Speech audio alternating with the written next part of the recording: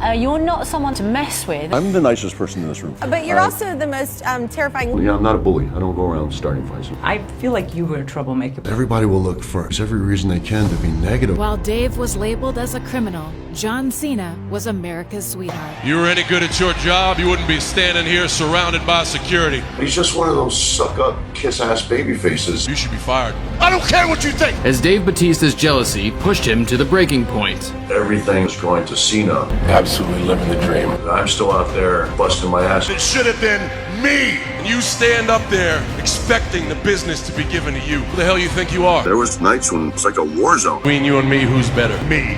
Why are you so angry? When I say I was desperate, I mean, I'm not joking, I was desperate. This is a guy who saw so much violence, he wasn't going to amount to anything. Often didn't even have money to eat. 3 people died on his doorstep before he turned 9. I fought very hard. There was nights when I thought I was going to walk out the door at the end of the night and get shot. I was a bouncer from the time I was 17 till I was about 30, and I was broke and had no future and had 2 kids, and I was desperate. So I had to go borrow money from a club owner because I didn't have money to buy my kids Christmas presents. And I was so humiliated, and I just wanted to make a change, and I just didn't know what to do. I don't have an education. I don't really have any training or job training, but I have this great big huge body. They were advertising that you could come and try out to be a professional wrestler, and you go and you're paid like $300. And I left everything behind. When I say I was desperate, I mean, I'm not joking. I was desperate. I had nothing. I looked like a professional wrestler. I was always bigger than the rest of the kids, and I borrowed money and started training as a professional wrestler. And it was basically boot camp. And they just singled me out and ran me into the ground till I was throwing up. The people you came up with in your class was John Cena. We were all really bonded together, and we knew we were going to kind of move up together and be the generation of WWE superstars. Finally able to feed his kids, Dave thought he'd left his tough childhood behind.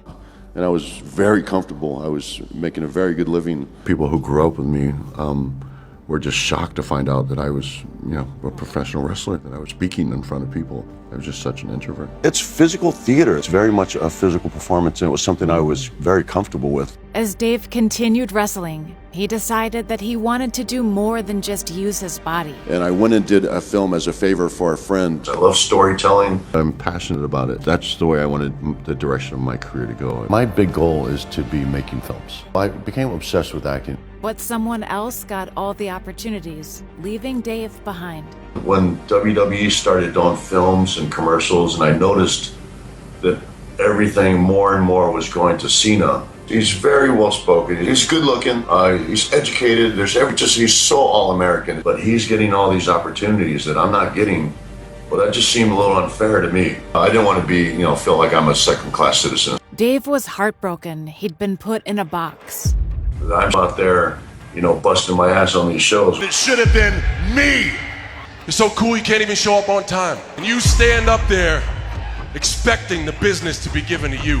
And so I simply asked the question is there any opportunity for me to do films? And they said, sorry, we need you here. We need you on the shows. They wouldn't let me do anything outside the company. I was stuck within the company wrestling. And I wanted to more for myself because I was limited within the WWE. Dave was forbidden from chasing his dream.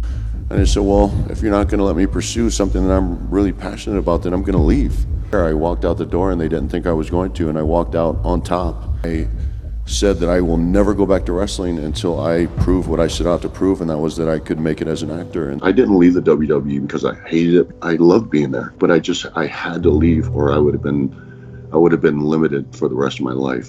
Dave risked it all to break out of the box, not knowing he was about to face his biggest challenge. In Hollywood, they just have a bad perception of what professional wrestling is. And so those are some of the kind of the walls that I had to break down, those stereotypes. I lost everything because I took a chance on myself because I have this passion for acting. I was really desperate at the time. I'd hardly worked in 3 years. I'd gone broke. I'd lost all my money from wrestling. Finally got an agent. I wanted to focus on not so much being an action star and being a cliche character that people would expect me to be. I worked with my acting coach. A lot of times I just couldn't even get into audition. But one day, he was finally given a chance. And my agent says, I really had to fight you to get you this audition. I don't want to get your hopes up. Did my audition. And she said, congratulations, Mr. Drax. And I literally just broke down. I was just a mess. And it was a big deal to me. And I worked and struggled and worked and struggled. finally got the dream role of a lifetime in it. Dave had proven himself and decided to make peace with his past. First call I made after I rapped was, I said, hey man, I'd really like to come back and wrestle for a little bit. You're being inducted into the WWE, right? The Hall of Fame? Yeah, Hall of Fame, yeah. That's amazing! In kind of the mainstream of Hollywood, you've got yourself, Dwayne Johnson and John Cena. Yeah. Is there a rivalry? No, I don't think so at all. He's found a niche in comedy and he's just really good at it. I love him in comedies. By breaking out of the box, Dave made his dreams come true, inspiring others like him. But it's always my goal to like inspire people, especially like poor kids. My story of just, coming from nothing and making a conscious effort to just not waste my life. Just by you telling these stories, by telling where you come from, that inspires people. I just have a big picture in my head. Like I know where I'm at and I know where I want to be. You just follow your dream even if it's day by day. And I want to be remembered for making the most out of my life.